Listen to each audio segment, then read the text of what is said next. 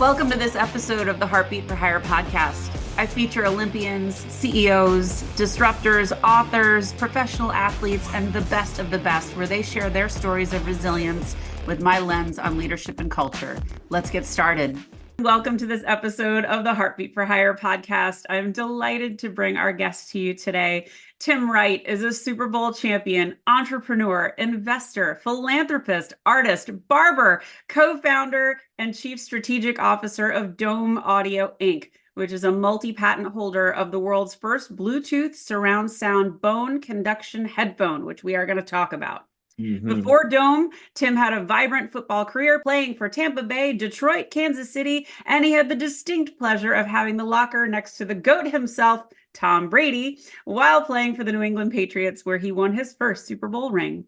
Tim is a visionary and strategic thinker who has a deep understanding of social behavior and societal trends, and he is so much more than just an athlete. Welcome to the show, Tim.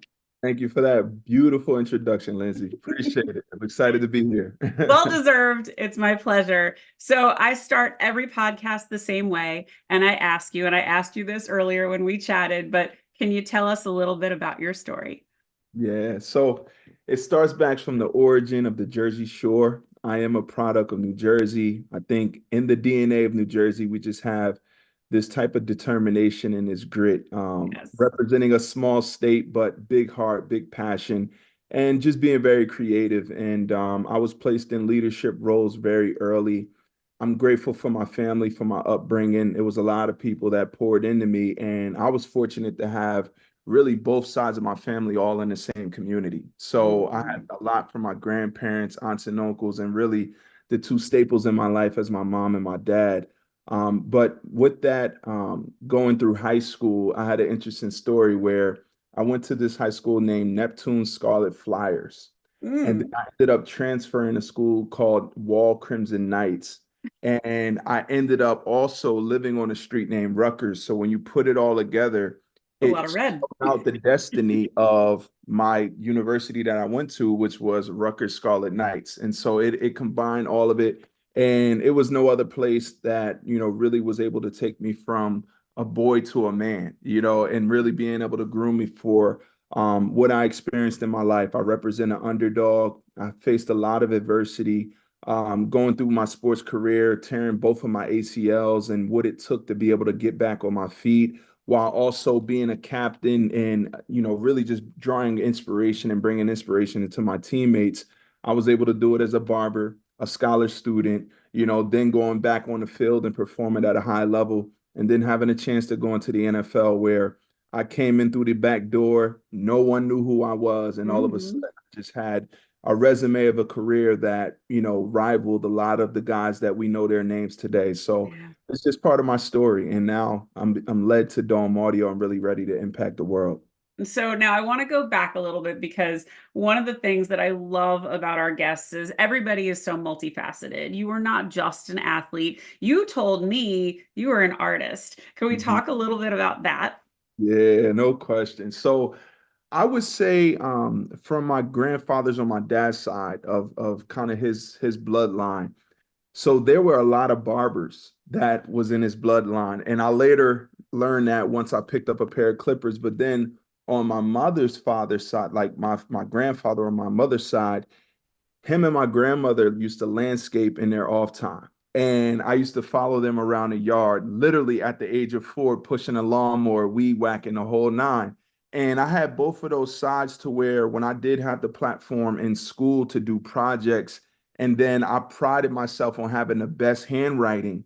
Everyone, like I was always told, so that reinforcement and that gratification of like, oh, I do have the best, like I prided myself on it. So that then carried into when I was old enough to be able to push a lawnmower myself and then knock on doors and really like leave a beautiful, really what I saw as my signature. Sure. When someone gave me the opportunity to take care of their yard, I went there and I did it and I saw it as art. So whether that was, doing cartoons and drawing them myself or having projects and then later carrying over into landscaping. And then last but not least, that transition into me cutting hair. So at that point, I was at the age of 13. I picked up a pair of clippers. In fact, I cut my own hair 2 days ago. I've been doing it for 20 years. Like it every week is a ritual of mine. That's where I cut hair, and I also listen to YouTube videos on really what is like my domain and what I do well. And that's strategic thinking. That's how do we take a product and really be able to connect that to the market and the consumer where they can feel the energy and the spirit of what we're pouring into it. So I'm always and just self study and getting better at my craft. But overall, what I was able to do with a pair of clippers and really using that 30 minutes per person on a bi-weekly or weekly basis, I learned so much from that person. And not only was it trust, but it was really like, subject matters that I got to understand the consumer mindset. Mhm. And at Rutgers University, where again, I juggled being a full-time student, full-time captain on the team, I was also a full-time barber. And I just remember there were students that represented all parts of the world that used to just reach out to me and they were my customers. And I just loved it. And I love what came out of it. So I would say from that artistic and that creative side of it, that's really where it was birthed. And you weren't just functioning as a barber. You did something different that nobody had ever done before. You set up your own shop Yes. within Rutgers to take clientele, and you were really strategic about that. So I just Yeah. think it's another example of strategic thinking. So just tell a little piece of that Yes. story because I think it's really cool. So, like my time there functioning as an independent service provider, right? I did it as my own craft, but what came out of it was called the right cut. And Well, that was the branding that everyone, when I tell you, I used to cut literally 5 years worth of all the classes from freshman all the way to senior year. Every year it would be a new, a senior year coming out, a new freshman class coming in, and it was the standard. And mhm. so when that branding was just like synonymous with who I was, I said one day when I have the means, I want to come back on campus, which is a very diverse university, and I want to open up where I took what I did as an individual, the heart and spirit of it, and now placing that into an 8-chair operation and establishment right on the heart of campus. And I believe that was the first time that was ever done really in that type of marketplace. So it was isolated. I had 60,000 students, another 20,000 faculty and staff, and I had over about, I think, 20,000 unique customers Mm, throughout that run for 7 years that I had my establishment on campus. So it's a wow. it's a business model that really can go. Think about it, Lindsay. Oh, Whether yeah. you're male or female, it was a barbershop hair salon. So when you go to a campus in a different state, that's a necessity that is a void Oh, that filled because child. like who's gonna do my hair? Who's gonna cut my hair? And Please. you I've been walk right with up, I've been with my hairdresser for 10 years, and literally. I'm telling you, like, we have such a relationship, such a rapport. I trust him. He Yes. trusts me. We talk business. He's a phenomenal brander like Yes. you, and you are someone who truly understands branding. And I think so many athletes, I have a ton of athletes on the show, so many athletes learn that later, and Right. you learned it early. I mean, as a wee little child. So, okay, so let's jump into the NFL a little bit Yes. because I really do want to talk about Dome, but we have to talk about Super Bowl. We All have to all of talk this, about listen, all of this is building up to that, Lindsay. yeah. No I question. mean, and I live in Boston, so we have to talk about the Patriots. I mean, our Yes. legacy is not what it was, but when you were there, let's hit It it. was, yeah, So it share was. a little bit about your experience. And I know we were with a few different teams, but can we focus on the Pats? Yeah, absolutely. Yeah, absolutely, Lindsay. I mean, like I said, so I was an undrafted free agent.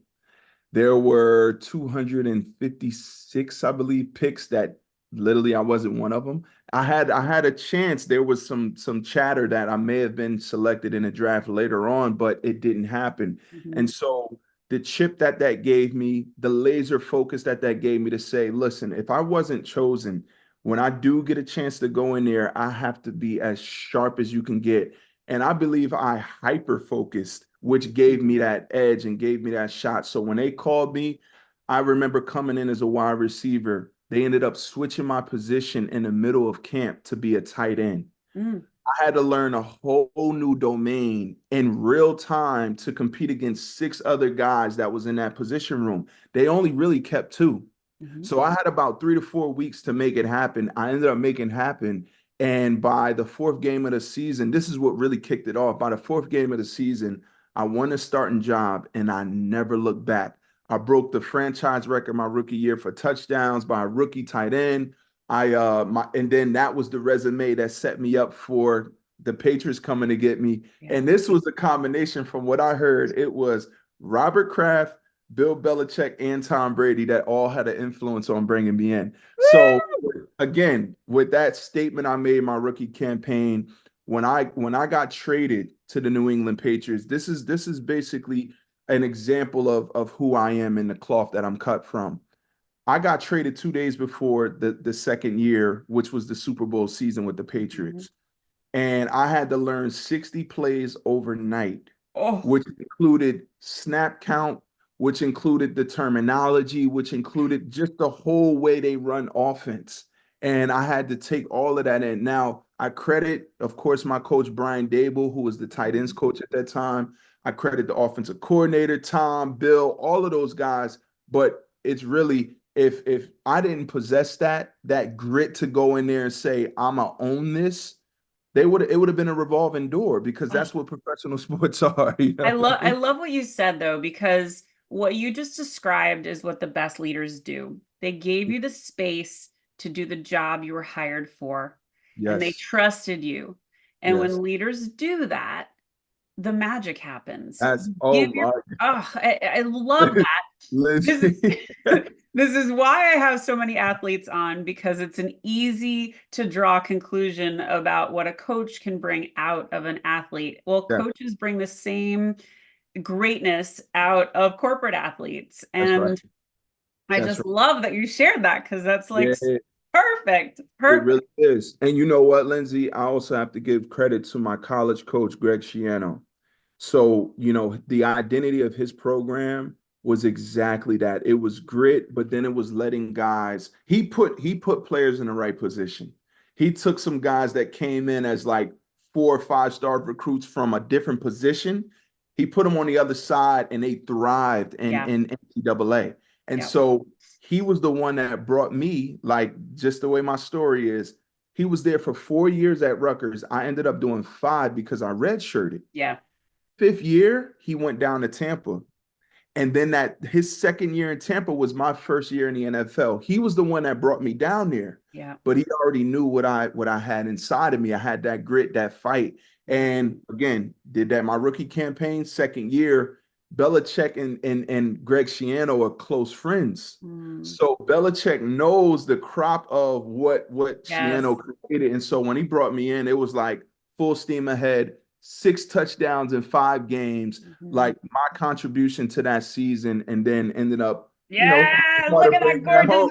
You know ring. what I mean? I So love we had that. to bring that home. Yes, yes. You hit on something else, and I talk about this a lot, and that's building a culture of advocacy. And in business, what that was allowing people outside your reporting chain to have executive interviews with people that they were inspired by, they wanted to learn from, potentially work for. Hmm. And when you had those interviews, the executive didn't know much about you. You were given a shot to Yeah. say, "This is my story. These are my skills, and I want to tell you about myself." And I got 3 jobs from that sort of thing. So Mhm. when leaders talk to each other and they understand the talent on their bench, they Yes. can advocate for them. Visionary leaders, are you ready to elevate your leadership style and create an exceptional workplace that stands out from the crowd? I'm here to introduce you to a game-changing resource that will transform the way you lead and shape your company culture. It's time to embrace the power of top-down culture. This practical guide empowers your leadership for lasting success, helping you create a workplace where everyone thrives. Get top-down culture today, and let's reshape the future of leadership together. And Mhm. that's just what your Rutgers coach did with Belichick, and he knew he Yep. could depend on him. He knew, if you refer somebody to me, I can count on that, and that guy's going to be great. And that's what you got here. So I just love that. Um, Yeah. Sorry about Yes. that. And So, and I think, and Lyndsay, to that point, I think all of that is a culmination of what led to the story between my partner, who was the original founder and IP developer of Dome, mm, and what he saw in me, yes. and literally giving me that room to spread my wings and bring all like the fullest potential out. And that's what I'm thriving in. Like this is the perfect opportunity. We'll get into it, but the Yes, let's blend, talk about yeah, Dome. let's Yeah. do it. Let's do So it. what I loved about this, when you first said it, you told me that Dome was the modern earphone that's going to change the world. And I'm kind of going, an earphone, like what are we talking about here? It better be really, really cool. And you know what? It is. So tell everybody what it is, because this is really transformational. Yeah, absolutely. And so, just for context for everybody listening, my partner, Ben White, came from the music industry 25 years, songwriter, producer, musician. He happened to get his hands on a pair of bone conduction headphones. And Mm, for everyone that's listening, bone conduction allows you to still hear your environment while hearing your music and taking your phone calls at the same time. But when he heard them, and I actually got a pair of the conventional looking ones, yeah. when he heard this, it has two speakers that sit on your jawbone. He Mhm. said, I understand what they're going for, but there's a large margin here of fidelity that this just doesn't compare to conventional headphones. So he got very curious and he slid it on his mastoid bone. Mm, That's where the magic went off because he said, if I added two more speakers, it's going to double the sound fundamentally. mhm. But then he said, there's times where you don't want to always hear the world That's right. around you. And so this is where we started when I came on board and when I saw when he presented it to me that the basic function and design of headphones has not changed since Mhm, 1910 when they were mhm, invented. And so our mission is to take what he developed from scratch as the first open and closed ear bone conduction headphone to where it now just brings a full extreme immersive audio experience to where you not only hear your music, take your phone calls, but you actually feel the music as if you were on the stage of your favorite brand's concert. That's the type of fidelity that this gives, right? But then he showed me this. And again, tracing back to when I was 4 years old and before that, Lyndsay, this is where I saw a blank canvas for mhm. be Well, able that's to, the first thing I said to you. yes, co-branded deals with brands. And so the seamless way a consumer would use this and give the world options is where you have full open air fidelity. And then the moment when you want to block out the chatter or block out the outside world, you snap that on just like this. But then let's say you want to express your favorite brand. Let's say you want to showcase something, right? Here we go. So you've got these concept covers. These are just a few examples we got of dozens, but this is what we're talking about, right? So Now cool. you can take on where you want to, again, a form of self-expression, whether you want to customize your own or you want to Yeah. support a favorite brand that you have. That's the visibility and that's the attraction that we're creating, which steps beyond what any conventional headphone has done. But I think Dome does one other thing that Yep. no other earphone has ever done. And this was Yes. the part that, when I asked myself what I wanted to do in my next chapter, one of the three questions I asked was, how can I help people the most? Yes. This is where Dome differentiates. I Really mean, shine. yes, the branding is genius, the design is cool, but this is going to completely transform the deaf community. So, talk a little bit about how that works, because Yes. I think there's a difference between, in your ears versus on the bones. Yes. And Yeah. I don't want to steal your thunder. You Absolutely, say it. Lindsay. You nailed it. So when we started to, once my partner got it to a prototype and we started putting it on people's heads, just for the proof of concept, there were folks expressing that they had hearing challenges in one ear and they haven't used headphones in decades. Yeah. Put it on, we press play, and they literally jaw dropped right in front of our eyes and said, sound is essentially symmetrical between my good ear and the ear I have challenged. So once we saw that, we said, all right, we got a deeper opportunity here. Yeah. Once we started discovering the community size, there's nearly 1 billion people on the face of this earth who have some type of hearing challenge, whether it's at the extent of cochlear implants, where you Mhm. have to get an invasive surgery, or you have the hearing aids, which can range from 1,000 all the way up to $10,000 per hearing aid. Yep. But when we started to then go into that community and literally deliver the experience where we humanized ourselves, most brands will say, oh, we have an untapped market of Yeah. nearly 500,000,000 to 1 billion people. Let's just do mass marketing and just pump this out the door. It's a volume play. Mm-mm. No, we saw this as an impact play.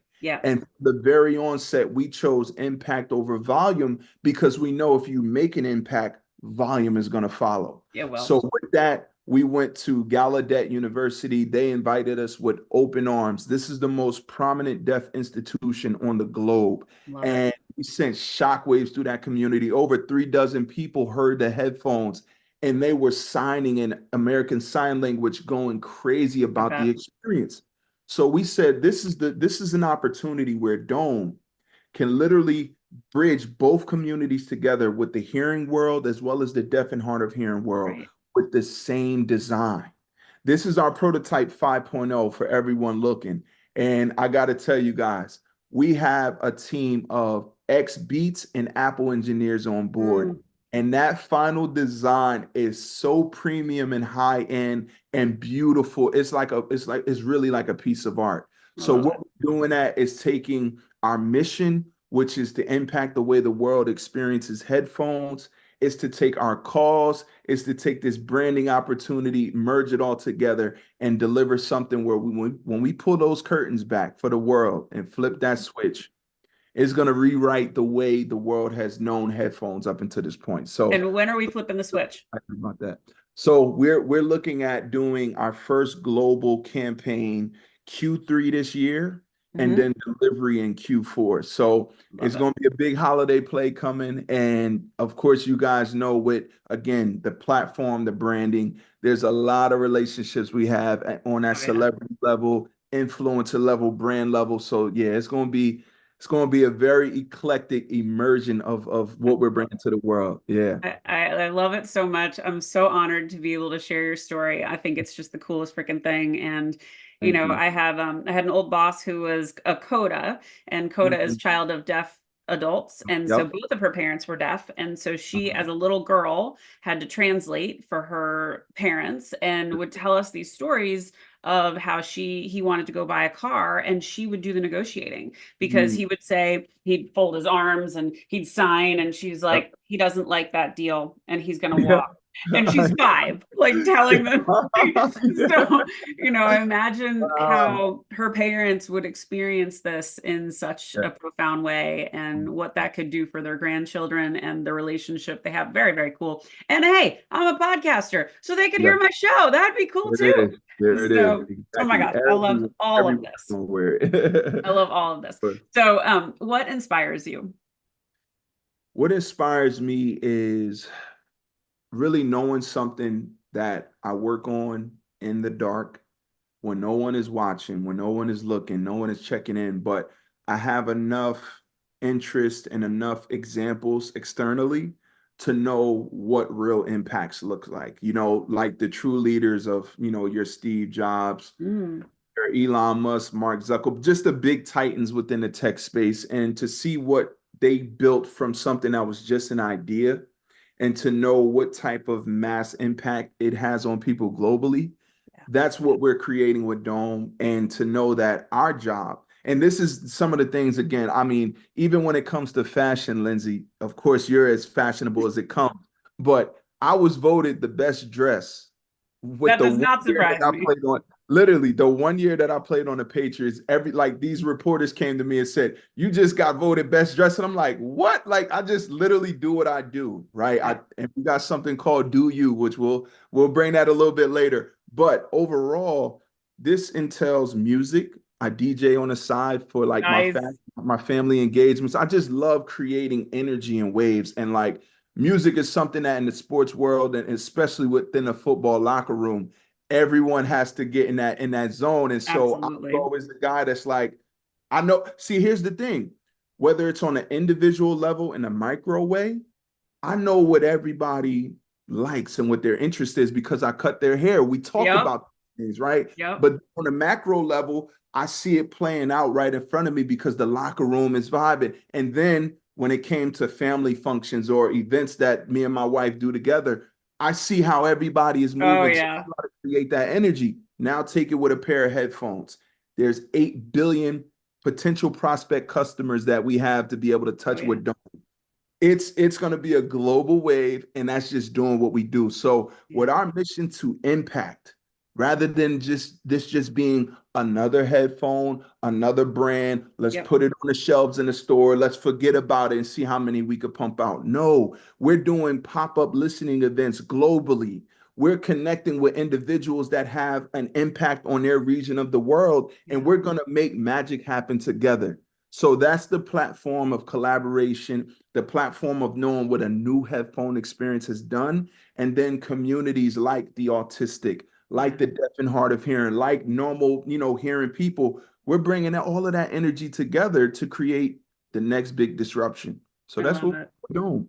I That's love it. I love it so much. And I, like you, I read people, and there is nothing worse than when you have a DJ that sees the crowd thumping, everyone's moving, and they're like, and now time for a slow jam. And you're like, what? You just took the air out of the room. Hey, Why? Lyndsay, you know what a good DJ is? One that doesn't have a line of people waiting for a request.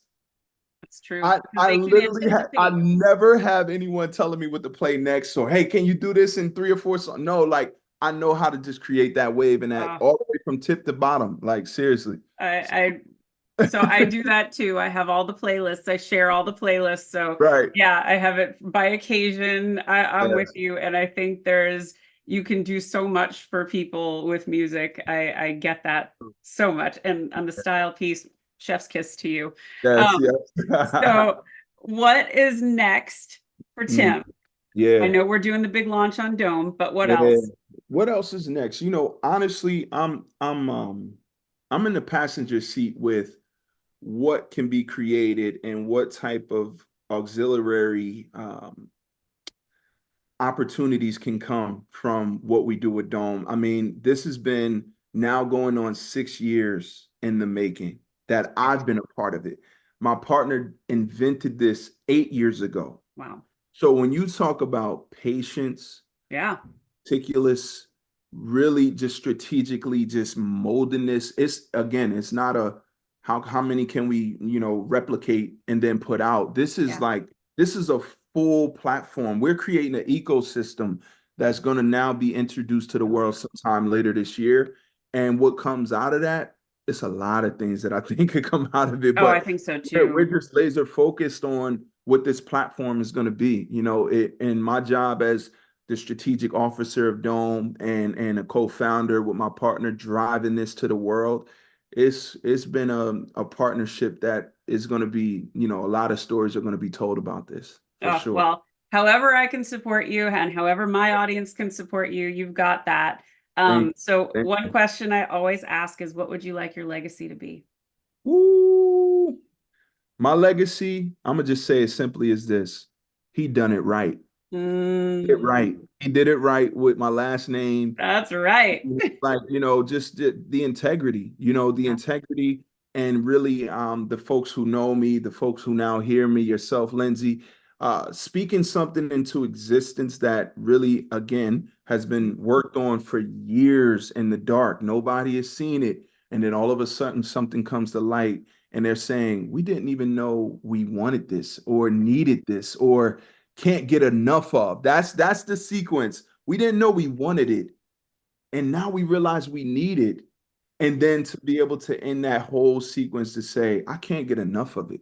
That's what we hope I for. love And it. that's the legacies that the Apples and the Steve Jobs of the world, that's what they create is a fan base and that energy that is just it flows over. So that's what I hope that, my legacy is left on. Well, I think you're well on your way, and there's zero question in my mind why you are the chief growth officer. I mean, I Literally. get that Yes, so easily. So, yes. any parting words, any bits of advice you want to give to the audience, or any last thoughts? Yeah.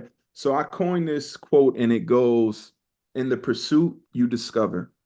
And I feel like there's a lot of people out there in this world who have a lot of ideas Yeah. and they're so how can I say, paralyzed in a sense of they feel like they don't have it to be able to step out and then start to really, take that next step and that next door opens. This is the concept of it. When you take that first step and you continue to prepare and put that work in, and then someone makes an introduction and opens up a door, you don't realize how far you may have come. And you look back and you say, damn, I didn't even realize I was capable of doing that. Oh, yeah. Next thing you know, you continue to go right back in the lab and work and work and work. That next door opens. Next thing, the destination that you reach, and then realize that, man, I put a decade's body of work together that really is an inspiration for now the next generation. And I accomplished so much. So I had someone tell me that the best ideas are in the graveyard. Mm. Some of the best ideas are in the graveyard. And really what that means is there are a lot of people that go a lifetime that never take that step on faith and never really take that first step. And they take it to them when they move on. And it's like, why not take that first step? Everyone that created something big, whether it's big or small, local or global, they had to take that first step. And so I would say in the pursuit, you discover a lot of things about yourself and a lot of, impact that you can make in the world. Beautifully said, my friend. How can people find you? So you could find us and find me at domeaudioinc.com. You could check out our Instagram page, which has a lot of reactions of this experience, and it's at Dome X1 Sound. Dome X1 Sound. You can email us at connect@domeaudioinc.com. And those are the ways that you can find us right now. And then, of course, as we start to blow out in the world, there's going to be a lot more things circulating. Yes, and you're on LinkedIn, and we're connected. Yeah, I'm on LinkedIn, of course. Yeah, Timothy We'll Wright. share You'll all of find the me things. everywhere. You'll Yes, find me. we'll share all the things. Well, this has been so much fun. I thank you so much for sharing your story. It is so inspiring. So congrats. And I will be watching so closely. And if you enjoyed this episode, everyone, please subscribe to the YouTube channel or leave a 5-star review on Spotify or Apple. Thanks for listening. Take good care of yourselves, lead with heart, and have a great day. Thank you, guys. Thanks for listening to this episode of Heartbeat for Hire. I hope you enjoyed what you heard. If you did, please subscribe to my YouTube channel or consider leaving a 5-star review and a great rating at Spotify or Apple. Thank you so much for your support. Have a great day.